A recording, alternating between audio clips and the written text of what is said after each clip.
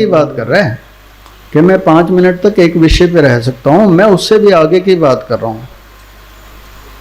एक होता है फोकस, एक होती है अवेयरनेस। अवेयरनेस फोकस से काफी ऊंची बात है। फोकस का संबंध हमारे आज्ञा चक्र से है, थर्ड आई से है। अध्यात्म की यात्रा यहां से शुरू होगी। अध्यात्म समझते हो शब्द क्या है? अधि आत्मा, 2 शब्दों से मिलकर बना है, अधि प्लस आत्मा। अधि मीन्स इनसाइड, आत्म यानी self. To know your inner self. अभी मैं आपसे पूछूं आप कौन हो, आप कहोगे ये दिस इज, ये मैं हूं। लेकिन अगर आप डॉक्टर से पूछोगे तो डॉक्टर कहेगा कि इसके बाद भी एक और आप हो अंदर। वो दूसरे शरीर के बारे में भी हमें कुछ नहीं पता, डॉक्टर्स को तो पता है। जब ये हमारा शरीर 3 महीने का होता है मम्मी के पेट में, है ना, ये वाला शरीर फिजिकल बॉडी, उस समय इसमें एक दूसरा शरीर आके क्लब करता है जिसको हम जीव आत्मा बोलते हैं। आत्मा नहीं, आत्मा कुछ और है, जीव आत्मा बोलते हैं। 3 महीने का जब ये शरीर माँ के पेट में हो जाता है कंसीव करने के बाद, 3 महीने में पूरी स्ट्रक्चर इस शरीर की बन जाती है। उस समय डॉक्टर्स की भाषा में एक ऊर्जा का, ऊर्जा ही बोलते हैं वो उसको, ऊर्जा का पिंड बोल देते हैं वो, हम उसको जीवात्मा बोलते हैं, सूक्ष्म शरीर बोलते हैं, सटल बॉडी बोलते हैं, ऑरा शरीर बोलते हैं, एनर्जी बॉडी बोलते हैं, इलेक्ट्रिक बॉडी बोलते हैं, जो भी आपका मन करे, इतने सारे नाम हैं उसके। वो शरीर, वो ऑर्ब, इलेक्ट्रिक, जैसे एक बल्ब है और उसमें इलेक्ट्रिसिटी है, ये 2 चीज़ें अलग अलग हैं। बल्ब जल रहा है तो इसमें 2 चीज़ें हैं, हम अगर चलते फिरते हैं तो इसमें 2 चीज़ें हैं, physical body and that subtle body. वो सटल बॉडी इसमें आती है, माँ को पहली बार पता चलता है, बच्चा घूम जाता है, वो एनर्जी इतनी पावरफुल होती है। जब बच्चा कंसीव करता है माँ के पेट में 3 महीने तक, उसका सिर ऊपर होता है, टांगें नीचे होती हैं। जब ये एनर्जी बॉडी में एंटर करती है, बच्चा घूम जाता है, सिर नीचे हो जाता है, टांगें ऊपर हो जाती हैं। That is the power of nature, ताकि डिलीवरी इजीली हो जाए। अब ये 2 शरीर हैं इस समय हमारे, एक फिजिकल बॉडी है, इसमें वो सूक्ष्म शरीर है। ये सूक्ष्म शरीर इस स्थूल शरीर में, फिजिकल ग्रॉस बॉडी में, जहां पे आके कनेक्ट करता है, 114 पॉइंट्स हैं वो हमारे शरीर में, उनको चक्रास बोलते हैं। उनमें से 112 चक्र तो बिल्कुल फिजिकल हैं, बॉडी में हैं। 2 चक्रास, ये चक्र की हम ज़्यादा बात नहीं करते, जिसका संबंध नाद से है, जो मैं आपको बता रहा हूँ, नाद, ये और ये सहस्त्रार चक्र, ये 2 चक्र फील होते हैं बॉडी में, हैं बॉडी से बाहर। तो 112 प्लस 2 चक्र हो गए। ध्यान की 112 विधियां, एक ग्रंथ है, मैं जिन ग्रंथों के बारे में बोल रहा हूँ शायद आपने नाम ना सुने हो, उस ग्रंथ का नाम है विज्ञान भैरव तंत्र। उसमें ध्यान की 112 विधियां हैं। वो सारी विधियां इस बात के लिए हैं कि कैसे हम थॉटलेस हो जाएं।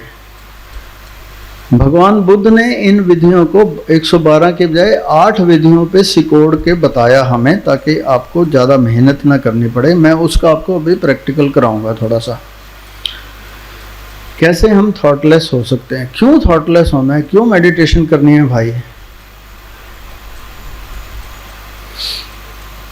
मिहाइल चिकचेंटमिहाइली कहता है कि थॉटलेसनेस से आपके जीवन में फ्लो आएगा, जो उसकी बुक का टाइटल है। यानी जब आपके जीवन में जैसे जैसे चैलेंज बढ़ेगा, वैसे वैसे आपकी उस चैलेंज को कोप विद करने की कैपेसिटी भी बढ़नी चाहिए।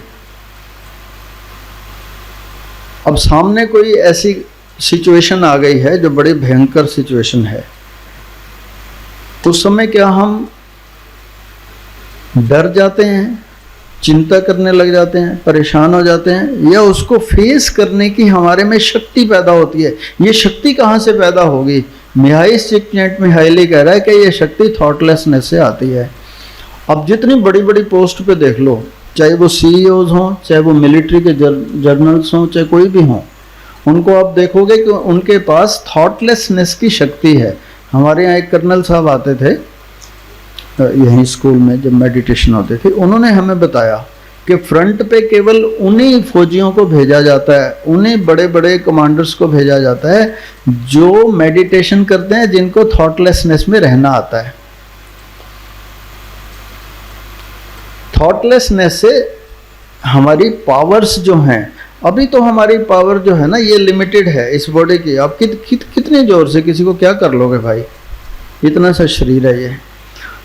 अगर मुझे ये पता चल जाए कि मेरी power is tiniest part of the cosmic power and I am connected with that, मेरा mind is part of that cosmic mind, my intellect is part of that cosmic mind. अब मैं अपने को इतना सिकुड़ा सा फील करता हूँ, छोटा सा, इतना सा मेरा माइंड, इतना सा ब्रेन, इतनी सी मेरी पावर, इतनी सी मेरी intellect. Can I use that cosmic power, cosmic mind, cosmic intellect? Yes. इस शक्ति की बात सारे वैज्ञानिक कर रहे हैं, ताकि चैलेंज आए तो आपके पास वो शक्ति का भंडार है, बस आप उसको यूज करना सीख लो, इतनी सी बात है।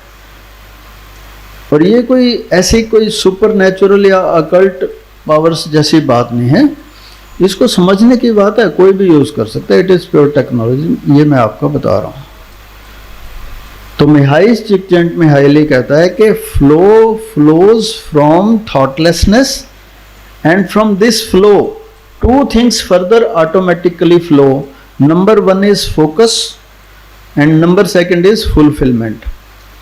दिस इक्वेशन ऑफ 3F ये आपके बड़े काम की है। फोकस हमें हर एक को चाहिए।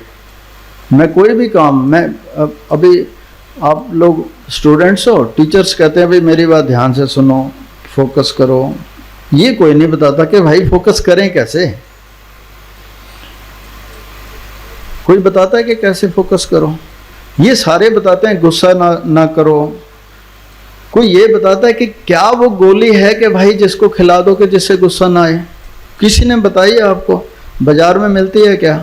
मैं आपको वो गोली बता रहा हूँ, उस गोली का नाम है थॉटलेसनेस। भाई मैं आपके सामने बैठा हूँ, मेरे घर वालों से पूछ लो, मुझे उग्रवादी कहते थे बचपन में, टेररिस्ट। किसी की मार पिटाई करनी हो, किसी को डराना धमकाना हो। हमारी काफ़ी बड़ी बिल्डिंग थी, काफ़ी किराएदार थे, कोई किराएदार किराया नहीं दे रहा तो मेरा बड़ा भाई उसको जाके धमकाता था, मेरे से 4 साल बड़ा, और उससे भी बड़ा मेरे से 8 साल बड़ा। उसको जाके कहते थे देख किराया दे दे, नहीं तो पप्पू को बता देंगे। मेरा नाम पप्पू है और मैं उनसे 8 साल छोटा, मैं उनसे 4 साल छोटा, और मैं बिल्कुल सूखा सा, इतना सा। मेरा नाम ले लेके बच्चों को डराते थे। वहाँ कहीं छोटे छोटे बच्चे थे कि देख पप्पू पप्पू आ जाएगा, जैसे वो कहते हैं ना गब्बर आ जाएगा। अभी मैं कौन सी क्लास में पढ़ रहा हूँ, 9वीं में, 10वीं में, ऐसे ही होगा। वो मेरे को आके कहेगा पप्पू फलाना ना किराया नहीं दे रहा, तो मैं वो बस्ता रखता था, बस्ता बोलते थे हमारे यहाँ तो, है ना, बैग, बस्ता रखा और वो मेरे को ले गया। वो माँ कह रही है भाई खाना खा ले आराम से। अरे भाई खाना तो बाद में खाएंगे, इतने में तो हो गया काम। गए नीचे, रियल सीन बता रहा हूँ, 10 लोग बैठे हैं, गोरखे थे वो किराएदार, उसमें से एक किराएदार था, 9 उसके फ्रेंड आए हुए थे, ताश खेल रहे थे। वो मैं छोटा सा आदमी, मैं और मेरा भाई। मैंने कहा कौन है ये किराएदार इनमें से? बोले वो जिसके यहाँ गमछा रखा हुआ। मैं गया वहाँ, उसको बाहर खींचा, फिर नहीं देखना क्या मुक्का और क्या थप्पड़ और क्या ये।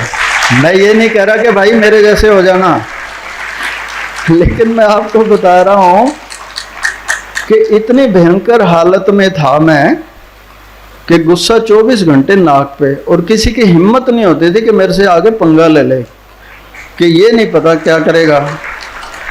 इसके हाथ में ईंट आई तो ईंट मारेगा, डंडा आया डंडा मारेगा, सरिया आया सरिया। इतना भयंकर करैक्टर था मेरा। और आज मेरा करैक्टर ये है कि मुझे याद नहीं भाई आखिरी बार कब गुस्सा किया था, अपने को पता ही नहीं गुस्सा क्या होता है। भाई गुस्सा मत करो, पेरेंटिंग टीचर्स